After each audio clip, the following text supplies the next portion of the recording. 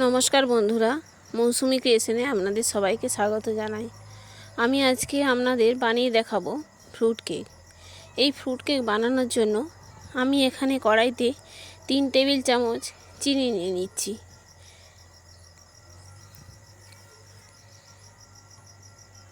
Brown sugar বানানোর জন্য চিনিটা কড়াইতে নাড়তে থাকবো যতক্ষণ না গলে ব্রাউন কালার আসছে।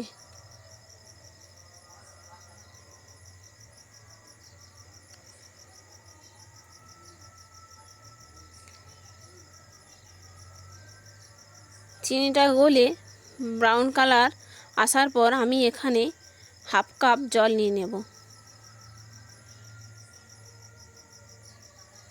এরপর আমি একটা প্রেসার কুকারের মধ্যে স্ট্যান্ড বসিয়ে নিয়েছি। তারপর 10 মিনিট আমি ফ্রি হিট করে নেব। প্রেসার কুকারের রাবার আর সিটিটা আমি খুলে রেখে দিয়েছি। এরপর আমি একটা বাটি নিয়ে নিয়েছি। ওই বাটির মধ্যে আমি দিয়ে দিলাম 1 বাটি ময়দা,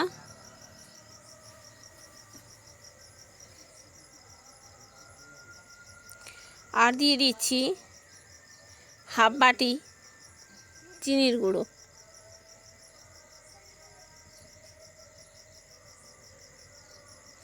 আর দিয়ে দিচ্ছি 1 কাপ রিফাইন্ড অয়েল,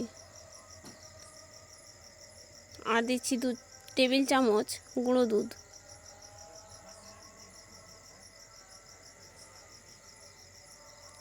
এরপর আমি মিশ্রণটা অল্প অল্প দুধ দিয়ে ব্যাটার বানিয়ে নেব। ব্যাটারটা একটা স্মুথ ব্যাটার হবে।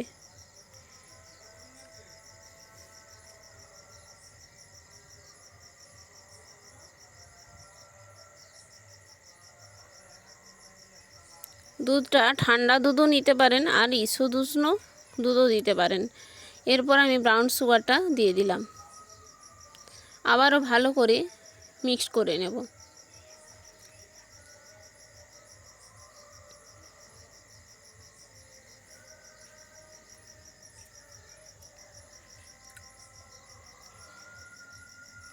এরপর আমি আগে থেকে কমলা লেবু জুসে ভিজিয়ে রাখা ড্রাই ফ্রুটসগুলো নিয়ে নিচ্ছি।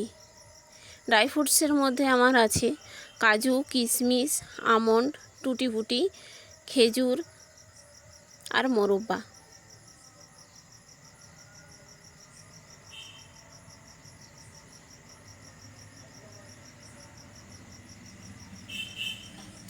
এরপর আমি এখানে 1 পিঞ্চ মতো লবণ দিয়ে দিচ্ছি, আর দিয়ে দিচ্ছি 1 টেবিল চামচ বেকিং পাউডার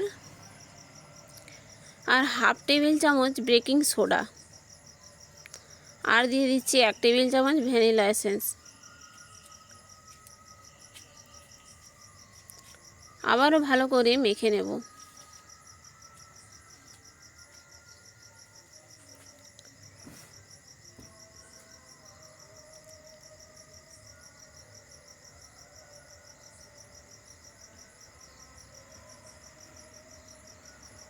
এরপর আমি একটা কেক টিন রেডি করে নিয়েছিলাম।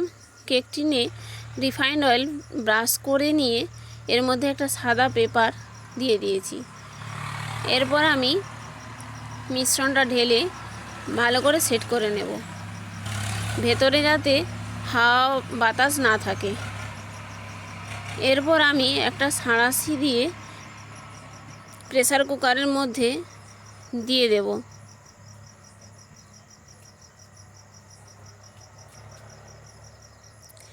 পনেরো মিনিট কেকটা হওয়ার পর আমি উপর থেকে ড্রাই ফ্রুটস আবারও দিয়ে দিচ্ছি।